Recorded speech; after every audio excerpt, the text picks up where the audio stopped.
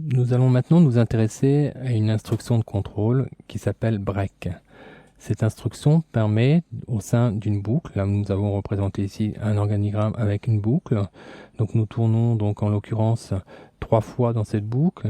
Ici, le schéma de droite indique les 3 boucles qui devraient théoriquement se produire, et nous voyons ici qu'au terme de la première boucle, survient un événement qui va donc déclencher un break et interrompre la boucle en question.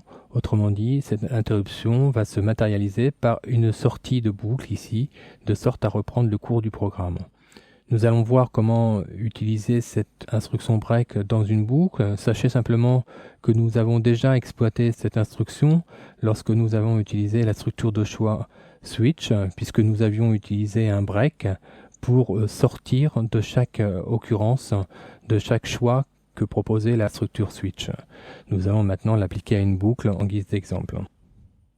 Je vous propose pour commencer de créer un tableau qui contiendra les ordres que nous allons donner pour chacun des tours de boucle.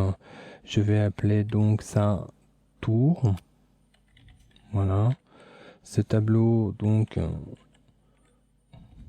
contiendra à chaque fois, admettons, des 1 si nous désirons que ça tourne, et des 0 si toutefois le système doit sortir de la boucle. Mettons, nous avons une boucle qui est programmée pour 4 tours. Nous allons donc maintenant écrire notre boucle. Nous allons utiliser pour cela une boucle for. Donc comme toutes les boucles for, nous allons définir les 3 parties de cette boucle. À savoir, dans la première partie, je vous rappelle que nous devons mettre l'instruction d'initialisation du compteur. Le compteur s'appellera par exemple i. Nous allons l'initialiser à 0 par exemple.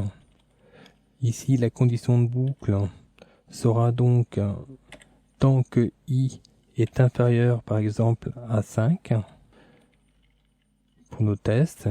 Et ici, la troisième partie de la boucle for devra indiquer l'évolution de ce compteur.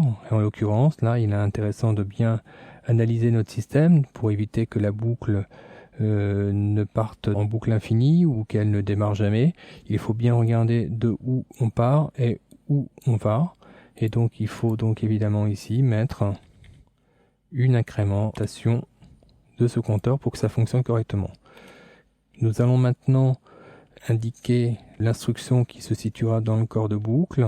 Pour cela, je vous propose d'afficher un texte qui indiquera tour numéro, et donc nous indiquerons ici la valeur du compteur i, et nous mettrons à la suite de ça une instruction BR de sorte à ce que cette information reparte à la ligne à chaque tour de boucle. Pour l'instant, nous avons un tableau ici. Donc comme tous les tableaux, je vous invite à vous assurer de son contenu en affichant sa valeur à l'aide d'un print R. Voilà. Et nous avons une boucle dessous qui, elle, doit pour l'instant tourner normalement. Nous allons tester ces 2 premières fonctionnalités avant d'aller plus loin. Je vais donc enregistrer cette page dans la structure break, dans une page qui va s'appeler break. Nous allons maintenant tester notre boucle dans un navigateur. Donc, nous basculons dans le navigateur. Nous allons ouvrir notre nouvelle page break. Et nous voyons ici, en haut, que le printer qui est fait pour afficher le contenu du tableau tour fonctionne correctement. Nous avons donc un 1 et un 0 ici. Et nous avons ici les différents tours de boucle qui s'affichent, qui sont le produit de la boucle qui tourne normalement. Nous allons maintenant revenir dans l'éditeur de code et intégrer ici une condition break qui arrêtera en fin de compte la boucle dès qu'on rencontrera un 0 au niveau du tableau tour que nous avons créé. À savoir, nous allons faire un test if et nous allons tester ce tableau tour en lui affectant comme indice le compteur, de sorte à ce qu'il évolue à chaque fois. Nous aurons ainsi à chaque tour de boucle la valeur 1, 1 et 0, et c'est à partir de ce 0 que nous arrêterons, que nous déclencherons le break. Donc nous allons indiquer ici le test, est-ce que cette valeur est-elle égale à 0? Et dans ce cas, nous exécuterons un break pour sortir de la boucle. Évidemment, ces informations-là sont simulées par le biais de ce tableau, mais elles pourront très bien être issues d'un flux de données extérieur. Nous allons enregistrer de nouveau cette page et la tester dans le navigateur. Nous voyons ici dans le tableau le contenu de notre tableau tour. Nous constatons que nous avons toujours 1, 1, 0.